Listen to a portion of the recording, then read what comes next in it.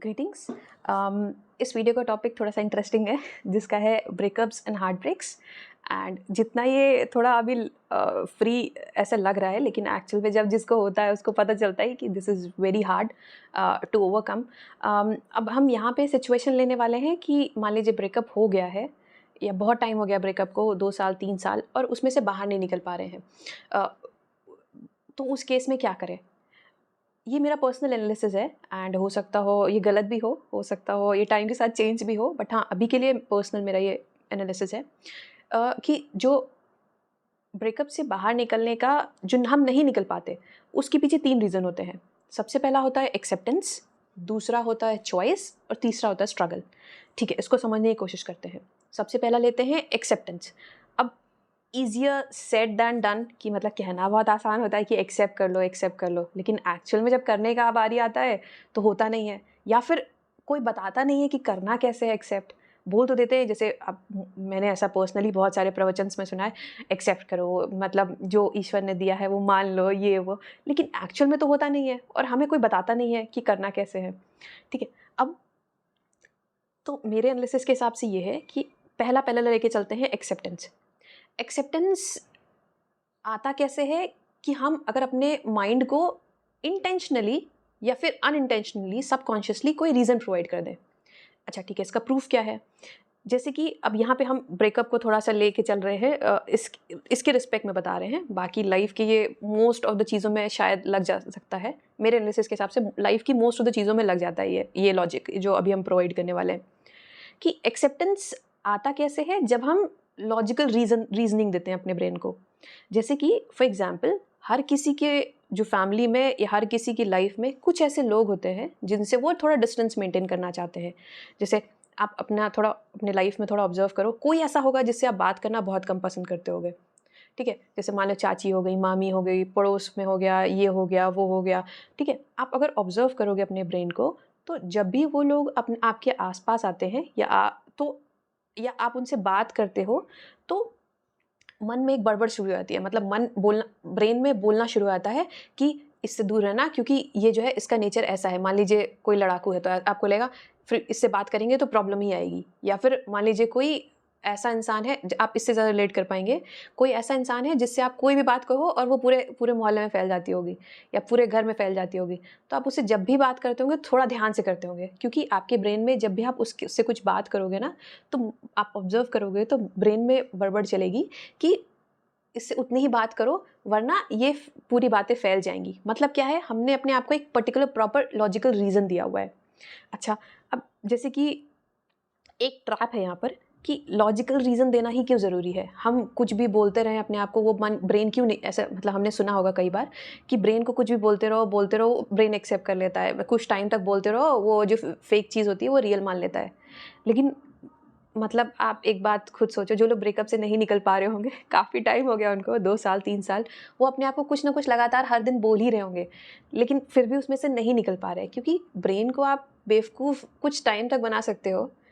Specially अगर मतलब carrot and stick theory है, मतलब कुछ रिवॉर्ड या पनिशमेंट है तभी आप उसको कंट्रोल कर सकते हो। एल्स जब तक आप प्रॉपर रीज़न नहीं दे सकते उसको, तब तक लॉन्ग टर्म में आप उसको नहीं कर सकते।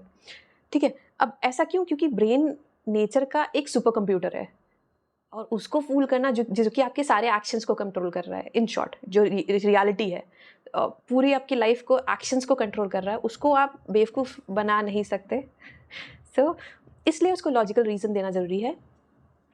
अब ठीक है, हम वापस आते हैं कि हम एक्सेप्ट करते कैसे हैं।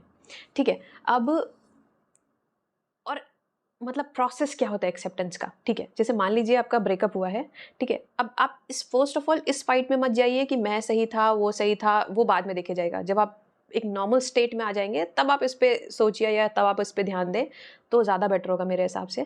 अगर आप इनिशियली इस फाइट में, इनिशियली इस कॉन्फ्लिक्ट में जाएँगे कि मैं सही था, वो सही था, इसने ये किया, वो किया, मुझे इस वजह से दूर रहना चाहिए, अगर आप वहाँ से रीज़न निकालने की कोशिश करेंगे, तो आप शायद ट्रैप में फँस सकते हैं। क्योंकि उस समय ब्रेन उतना रिलैक्स पोजीशन में नहीं होता है कि वो डिसीज़न ले पाए। आप कुछ समय तक स्टिक रह सकते हो उस चीज़ पे, लेकिन लॉन्ग टर्म पे नहीं स्टिक रह सकते, ठीक है? अच्छा, आप इमेजिन करो, अब देखते हैं एक्सेप्टेंस करते कैसे हैं। इमेजिन करो एक बहुत सुंदर सी हंस है, जिसको एक पिंजरे में कैद कर दिया गया है, ठीक है? अब उस सबसे अच्छा आप क्या इमेजिन कर सकते हो कि उस हंस को छोड़ दिया जाए उस पिंजरे से, जो जहाँ वो रहती थी, मतलब नदी के आसपास, पेड़ों के आसपास। इमेजिन करिए बस कि मतलब पहाड़ है, पेड़ है, अच्छी खासी हवा चल रही है और उसमें हंस को छोड़ दिया गया है। वो अपने मन से जहाँ चाहे वहाँ जा सकती है, ठीक है? अब इमेजिन कीजिए उस हंस की जगह या हंसिनी की जगह अपने आप को, कि आप उस जगह पर हो और आप एक पिंजरे में कैद हो। वो पिंजरा जो कि किसी और की एक्सपेक्टेशंस, आपकी एक्सपेक्टेशंस, उसने मुझसे बात क्यों नहीं किया, उसने मुझे कॉल क्यों नहीं किया, वो मेरे लिए ये नहीं किया, वो नहीं किया। उस पिंजरे में आप कैद हो। अगर क्या हो, ये पिंजरा हमेशा के लिए हट जाए, टेम्परेरी नहीं, हमेशा के लिए हट जाए, तो क्या ऐसा हो सकता है? अगर ऐसा सिचुएशन पॉसिबल है, तो वो ज़्यादा बेटर होगा। तो आप यहाँ से एक्सेप्टेंस ला सकते हैं कि जहाँ पे आपके पास चॉइस ना हो, कि हाँ, ये सिचुएशन मैं ला सकता हूँ अगर मैं, मतलब आप इसको एक्सेप्ट करो कि मैं फँसा हुआ हूँ या मैं फँसी हुई हूँ उसमें से, और इसमें से मुझे निकलना है। ये आप और कुछ नहीं सोच रहे कि हाँ, मतलब उसने गलत किया, वो वापस आएगा, नहीं आएगा, वो आएगा। बस आप मेंटली उस चीज़ में फँसे हुए हो और उसमें से मुझे निकलना है। ये एक्सेप्टेंस तो आ सकता है ना। क्यों निकलना है, ये भी हो गया, क्योंकि उसके बाद की लाइफ़ कुछ और ही होगी, अगर आप फ्री हो सकते हो तो। ठीक है? एंड एक और चीज़ है यहाँ पे, एक और मतलब क्लिक है यहाँ पर या ट्रैप है, कि जैसे कि अगर आप एक रिलेशनशिप से दूसरे रिलेशनशिप में जाते हो, तो अगर रियलिटी में देखा जाए तो ये काम करता है, ठीक है? मतलब आप भूल सकते हो फॉर श्योर, कि अगर आप एक रिलेशनशिप में थे और आप उसको भूलने की वजह से, मतलब उसमें आपको ब्रेकअप हुआ है, उसमें से निकलने के लिए आप दूसरे रिलेशनशिप में चले गए। ये काम तो करता है फॉर श्योर, ठीक है? लेकिन कुछ टाइम बाद काम करता है कि हाँ, मतलब आप उसमें से उसकी यादों में से और उसमें से निकल आते हो, ठीक है? लेकिन क्या ये लॉन्ग टर्म के लिए सही है या नहीं? आप एक पिंजरे से निकल के दूसरे पिंजरे में तो नहीं आ रहे, या फिर यहाँ प्रॉब्लम होगी तो आप तीसरे पिंजरे में जाओगे, फिर चौथे पिंजरे में। इस तरह से करते-करते क्या हमेशा ही प्रॉब्लम नहीं होगी आपको? सो इससे बेटर क्या नहीं है, क्या एक बार के लिए पिंजरा तोड़ दिया जाए और फिर वो कभी बने ना? क्या ऐसा हो सकता है? अगर ऐसा रियलिटी है तो एक्सप्लोर करने में क्या जाता है? अगर ऐसा सच में हो सकता है तो। सो अब इसके बारे में हम नेक्स्ट टॉपिक्स में, नेक्स्ट वीडियोस में डिस्कस कर सकते हैं कि कैसा हो सकता है, क्या हो सकता है। बट हाँ, एक एक्सेप्टेंस लेवल यहाँ से आप अपने आप को रीज़न दे सकते हो, वहाँ से आएगा कि अगर मतलब आप बोल सकते हो, मुझे नहीं पता ये रिलेशनशिप मेरे लिए सही थी, नहीं थी, ब्रेकअप हुआ, क्या हुआ, कैसे हुआ। बट हाँ, मुझे ये पता है कि मैं मेंटली इसमें फँसी हुई हूँ या फँसा हुआ हूँ और इसमें से निकलने का मुझे पूरा हक है। अगर ऐसा कुछ हो सकता है कि जहाँ पे मैं एकदम फ्री हो सकती हूँ मेंटल लेवल पे, किसी भी रिलेशनशिप से, ऐसा नहीं कि इससे, लेकिन अभी इसको लेके चलते हैं, अभी इस ब्रेकअप को लेके चलते हैं। तो ऐसा हो सकता है, तो मैं काम करने को तैयार हूँ, मैं उस प्रोसेस के लिए तैयार हूँ, ठीक है? तो अब बाकी जो आलतू-फालतू के कॉन्फ्लिक्ट्स हैं, आलतू-फालतू नहीं मतलब वर्थ इट हैं, बट अभी के लिए ये काम नहीं करेगा कि उसने मुझे कॉल नहीं किया था, उसने मुझे उस दिन कॉल नहीं किया था, उसने मुझे ये नहीं किया था, मैं रो रही थी, उसने मुझे ये नहीं किया था, उसमें से आप बच जाओगे, ठीक है? और आप रियल में जो एक्चुअल में गोल है आपका, उसकी तरफ आप काम कर पाओगे।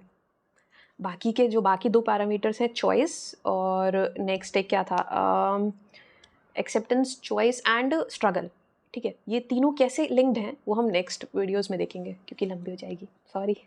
Thank you.